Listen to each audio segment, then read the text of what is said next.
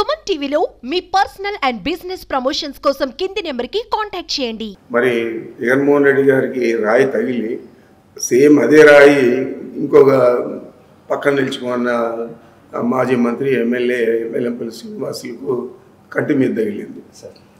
వైద్యం కూడా చేశారు.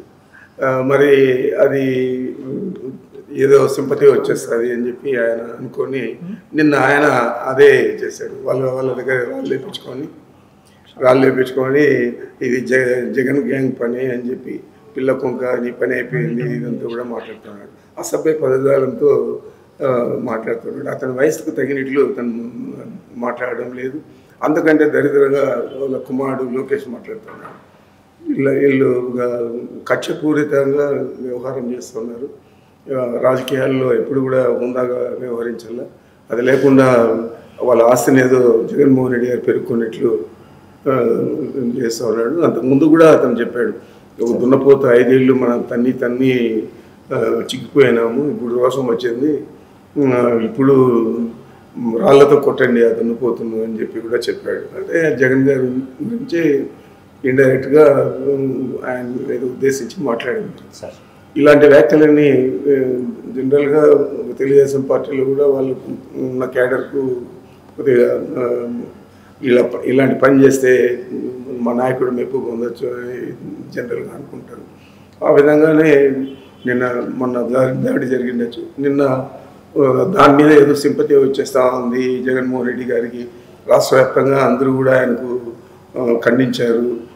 నా మీద కూడా ఏమీ లేదని చెప్పి వాళ్ళే వేసుకొని వాళ్ళే మాట్లాడారు. ఇది ఈ నటన తిరుపతి పార్లమెంటు బై ఎలక్షన్లో కూడా చేశాడు కర్ణాల విధిలో. నిన్న కూడా చెప్పాను మీకు. మరి ఇది నటన తప్పితే వేరే లేదు. ఆ సింపతి వస్తుందని మనం చూసాము. 2004లో బాంబు దాడి జరిగిన తర్వాత 20 అడుగులు ఎత్తుబడి కింద పడితే సింపతి వచ్చేస్తుందని చెప్పి ముందే ఎన్నికలకు పోయాడు.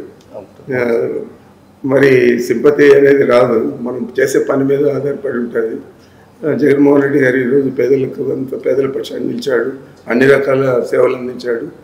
మరి పేదలందరూ కూడా ఈరోజు ఆదరిస్తూ ఉన్నారు. దాన్ని ఏ విధంగా ఆయన తొలగించగలుగుతాడు నాకు అర్థం కాదు. ఉద్దేశం ఎప్పుడు కూడా క్రిమినల్ మెంటాలిటీ ఉంటుంది. అతన్ని ఎప్పుడు కూడా ముఖం తుంచేస్తాము, పెరగనివ్వకూడదు అని చెప్పి ఆలోచనతో ఎప్పుడు కూడా ఉంటాడు. ఆ విధంగానే ఈరోజు ఆయన ఉద్దేశం ఈ రాష్ట్ర ప్రజలకు అంతా కూడా తెలిసింది. కనీసం సహచరుడు, రాజకీయాల్లో ఉన్నాడు, ప్రతిపక్ష నాయకుడుగా ఉన్నాడు గతంలో, ఈరోజు ముఖ్యమంత్రిగా ఉన్నాడు.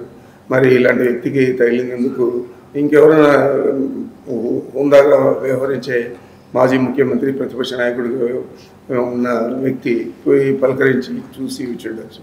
దానికి బదులు ఆయన కూడా రాళ్ళు వేసుకున్నట్లు నటించి ఈరోజు ప్రజల సింపతి పొందాలని చూస్తూ ఉన్నాడు. ఇంత నీచమైన రాజకీయాలు తెలుగుదేశం పార్టీకే సరిపోతారు తప్ప ఎవరు కూడా దీన్ని హర్షించరు.